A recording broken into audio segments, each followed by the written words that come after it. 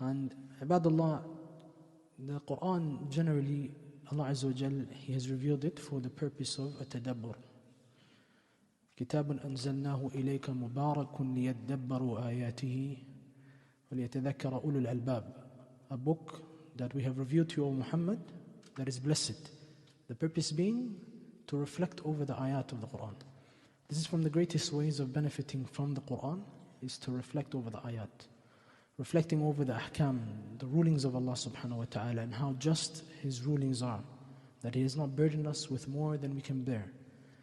Looking at His commandments, and looking at His prohibitions, and looking at the true and genuine reports that Allah Azza wa Jal, He tells us about the past nations. كيف نجا من نجا. How those who were saved, they were saved. وكيف هلك من هلك. And how those who were destroyed, they were destroyed.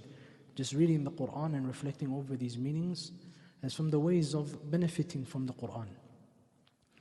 And Allah Azza wa Jal, He praises the believers as being people who, when Allah has mentioned, their hearts tremble. إنما المؤمنون الذين إذا ذكر الله وجلت قلوبهم وإذا تليت عليهم آياته زادتهم إيمانا وعلى ربهم يتوكلون. Allah, He says about the believers, the true believers are those who, when Allah is mentioned, their hearts tremble, and when the ayat of Allah are recited upon them, they are increased in iman and they rely upon Allah subhanahu wa ta'ala. So we take from this that if the ayat of Allah Azza wa Jalla are recited upon us, they should have an effect. They should have an effect. They should stir emotion from the believers in Allah Azza wa Jalla, so that our hearts are touched by these ayat. But if we do not know what we're reading, then it becomes problematic at times. So a good way that I share as an advice with those who are coming to take part in the prayer is that every night, you know what night you're going to be in. Tomorrow, for example, will be the 9th night, the 9th juz will be recited. Go to the 9th juz from the Qur'an, open it and read it in the language that you know best. It's English language, the translation of Muhsin Khan and Taqiyuddin al-Hilali. Open it, read that entire chapter. Look at what Allah Azza wa Jalla is mentioning in the language that you understand. When you come to the prayer, you already have a general understanding as to what's going to be recited. So this will benefit you greatly, inshallah, when you come and you are prepared for the prayer. And that we're just not coming and rushing in and rushing out. And ibadallah, when the believer reaches this state of the ayat touching their heart and then being affected emotionally, this is a sign of goodness and a soft heart. As Ibn al-Qayyim rahimahullah, he mentions, إِذَا قَصَّ الْقَلْبِ أَقْحَتَتِ الْعَيْنِ.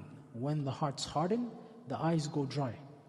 So from the reasons why we don't cry from the remembrance of Allah and from the fear of Allah Azza wa Jal, more than likely is due to a heart that has hardened. It's been taken by sin, it's been taken by this ran. كَلَّا بَرَّانَ عَلَىٰ قُلُوبِهِمْ مَا كَانُوا يَكْسِبُونَ. Rather, it is a ran, a covering that has engulfed their hearts due to that which they have earned. So it's important that we cleanse our heart of this ran. And if we look at the life of the Prophet ﷺ, being who he was ﷺ, he was one who would be touched by the Qur'an. Whether he recites it, as Abdullah ibn Shakhir, he mentions in the Musnad of Imam Ahmad, أتيت النبي صلى الله عليه وسلم وهو يصلي. I came to the Prophet صلى الله عليه وسلم while he was praying. وله عزيز كعزيز المرجل. And he had a humming noise similar to the whistling of a pot. He comes to him and the Prophet's in the salah crying. And it comes in another hadith collected by Ibn Hibban that the Prophet, he stood up for the night prayer. The point being, when he stood up in the night prayer, prayed until his beard became wet. He continued to cry until his lap was wet. Until he continued to cry until the earth became wet. Crying until the floor beneath you becomes wet. This is, and it's profuse crying, and tears that are uncontrollable. And this is Rasulullah who has been forgiven of his sins. It's something of amazement, but it's the taqwa and the iman. That's why in the Sahaba he told them, if you truly knew what I know, you would laugh little and you would cry much. And the Sahaba began to cry from this admonition. When you realize these ayat and what Allah is telling you and the events that are in front of us and the hellfire and the paradise, may Allah make us from the people of Jannah. Your touch and your heart shakes. So Rasulullah sallallahu alaihi wasallam, he was our example. Abu Bakr as-Siddiq radiallahu anhu, when Aisha radiallahu anha, she said, do not let him lead the salah, ya Rasulullah. This is towards the end of the life of Rasulullah. And Abu Bakr as-Siddiq, with his soft-hearted nature, when he stands up for the salah, people will not be able to make out his recitation at times from the crying.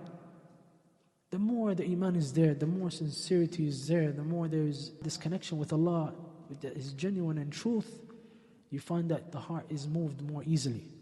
So ibadallah, it's important that we purify our hearts. A lot of the istighfar, as the Prophet ﷺ directed us to this, إِنَّهُ لَا يُغَانُ عَلَىٰ قَلْبِي فَأَسْتَغْفِرُ اللَّهُ الْيَوْمِ 100 مرة.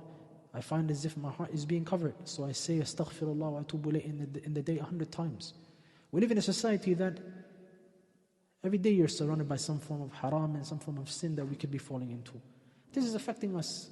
We have to be truthful with ourselves. It's not just enough to say, oh, alhamdulillah, I'm a good Muslim, I fast, I pray. We should be making more of an effort so that Allah Azza wa Jal, He forgives us of our shortcomings and our mistakes and our errors, and our hearts soften so that we are touched by the words of Allah Rabbul Alameen. These words that if they were revealed to a mountain, لَرَأَيْتَهُ خَاشِعًا مُتَصَدِّعًا مِنْ خَشْيَةِ اللَّهِ. You would have saw an entire mountain cracking from the fear that it has of Allah subhanahu wa ta'ala. And this khashya, the ulama mentioned that it is a fear based on knowledge. The mountain, if the Qur'an was revealed, Allah Azza wa Jal, He didn't say you would see it cracking from khawf, from just a fear. But Allah said, min khashyatillah, a fear which is based on knowledge. So the mountain would recognize the power of these words and it would cleft and crack because of the power of the words of Allah Rabbul Alameen.